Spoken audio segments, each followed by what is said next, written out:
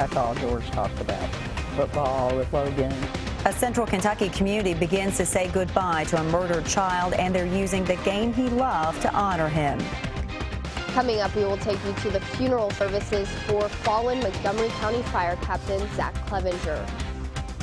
And why hundreds of Kentucky National Guard soldiers are being told they won't get help paying for college.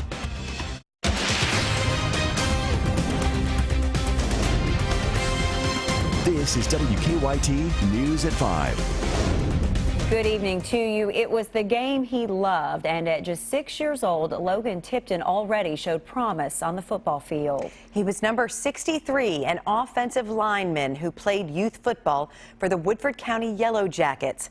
Tonight, his family and friends will cross a makeshift football field at the Clark Funeral Home to say their goodbyes to a child taken too soon, the victim of a senseless crime. WKYT's Monique Blair is live in Versailles with our top story at 5. Monique. Well, Amber and Jennifer, you can see that makeshift football field here behind me here at the Clark Funeral Home. Also a long line of people waiting to get inside to pay their respects. Now, that makeshift football field was made for Logan Tipton simply because he loved the game of football. Now, the visitation began at 2 o'clock, and it has been a steady stream of people coming and going ever since. And since about 3:45 this afternoon, there has been a long line formed out front of the funeral home. I spoke with many people who didn't know Logan or the Tipton family, but they tell me they came here to pay their respects because they were affected by Logan's death. But there were also so many people here who are family and friends of the Tipton family. I spoke with 2 women who work with Logan's dad, George Dean. George, his children were his life. That's all George talked about. Football with Logan. He always made sure that he was at Logan's games. Now, Logan Tipton's funeral is tomorrow morning at the Woodford County High School football stadium at 11 o'clock. Logan's family has personally asked every member from the Woodford County High School football team to attend his funeral. I'm reporting live in Woodford County. Monique Blair, WKYT. 32-year-old Ronald Exantis is charged in Logan's murder. A grand jury also indicted him for burglary and 3 counts of assault. Exantis is from Indiana. At this point, investigators believe there is no link between him and the Tipton family. A final farewell today for a Kentucky firefighter. 30-year-old Zach Clevenger died last weekend just hours after fighting a fire in Estill County. As WKYT's Hillary Thornton tells us, Clevenger received a hero's funeral.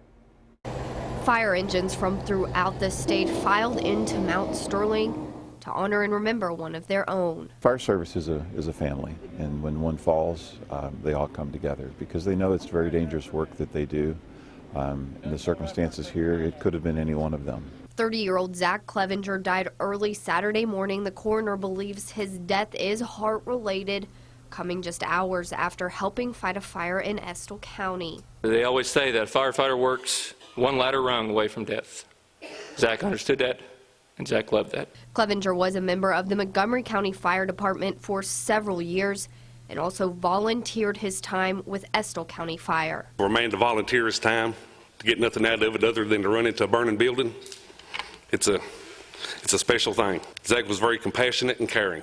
He was what a firefighter should be. While he was everything a firefighter should be, his friends say he also was an upstanding family man, always putting his family first.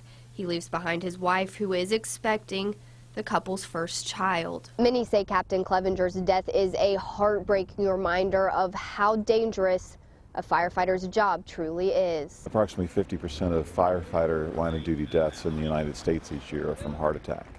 That's because of the extreme stress of the jobs that they do. A firefighter never dies. They just burn forever in the hearts of people, which they touched and saved. Following his funeral, Captain Clevenger took one last ride on Engine 1, passing through the town of Mount Sterling, then heading on to Lee County, where he was buried with full firefighter honors. In Montgomery County, Hillary Thornton, WKYT. Clevenger was buried at Lucas Cemetery in Lee County. 2 men are in custody tonight, charged in a bank robbery. The Central Bank on Tates Creek Road near Lansdowne Drive was hit about 12:30 this afternoon. Lexington police caught the suspects a couple miles away. Witnesses tell us police found them hiding in a garage at a home on Yellowstone Parkway. WKYT's Garrett Weimer joins us with this Crime Tracker report. We're told it all started with a robbery at Central Bank on Tates Creek Road, but it all came to an end when those suspects came here, a couple of miles away to Yellowstone Parkway. Police say the bank was robbed just before 1. Shortly after that, a man who lives here on Yellowstone Parkway says he saw a car pull up quickly and someone get out. He says he heard sirens, so he knew something was wrong. He says when the man saw him, the suspect cut across the yard and headed toward a neighbor's house. That's where that suspect was when police arrived. Investigators say they found a money bag and gun stashed underneath one of the cars in the garage where neighbors say the man was hiding. That neighbor asked that we not identify him for his safety. Well, it's definitely something to get your adrenaline going, and it makes you wonder what kind of world you're actually living in today. Yeah. When and you're sitting here and it's midday and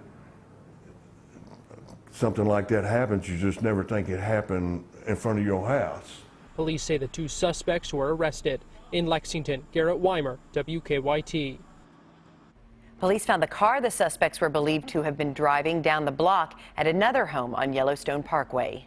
Well, the sun tried to break through the clouds this afternoon, but it is the temperatures that have all of us talking. This weekend, they're expected to soar. Chief Meteorologist Chris Bailey is in the First Alert Weather Center. Hi, Chris.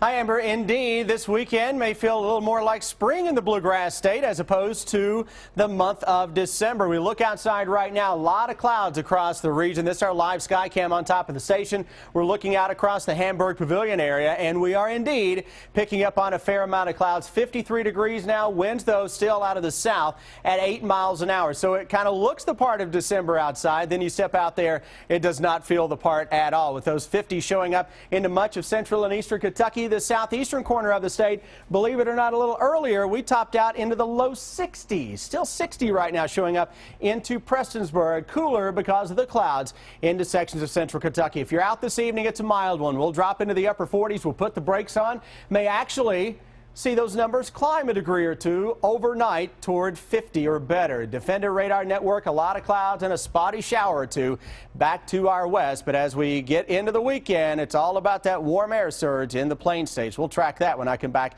in just about 10 minutes. Chris, thank you. Concern today for some Kentucky soldiers. Hundreds of National Guard members who joined the military with the expectation of receiving help to pay for college are now being told the money isn't there. WKYT's Victor Puente is at the live desk with more on why the fund ran out in a story that's new at 5.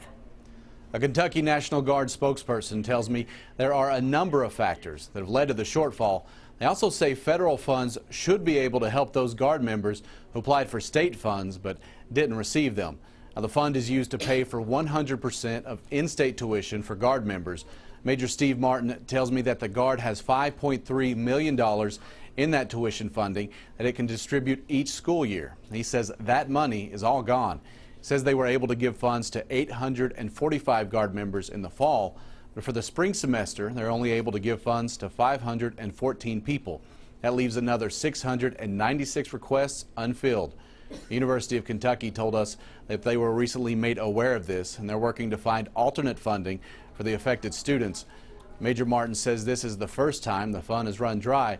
It has to do with the high number of members returning from deployment and the rising cost of tuition. Now, he also said that the federal GI Bill is still an option for Guard members whose requests were denied. That fund doesn't reset until the fall semester of 2016. At the live desk, Victor Puente, WKYT. A Guard spokesperson says last school year they had more than 1,600 requests for aid, and they were able to fund all of them. Investigators have identified a body found in a box along a rural eastern Kentucky roadway. Our county-by-county coverage begins in Bell County. Acting on a tip from investigators in Wisconsin, state police found the body on Industrial Road on Tuesday afternoon. Investigators now say the body belongs to a missing Wisconsin man. Douglas Bailey's family reported him missing on November 30th. A Wisconsin TV station says Douglas's wife, Rose Cooney, has been charged in his death. Police have not said why they believe His body was dumped in Bell County.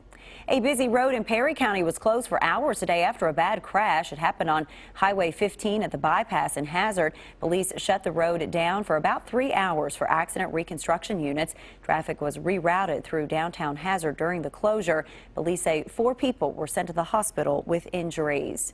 Richmond police are asking for help identifying someone who stole from a home. They believe this man took a package from the porch of a home on Mahaffey Drive yesterday. This is at least the second package theft in Madison County this month.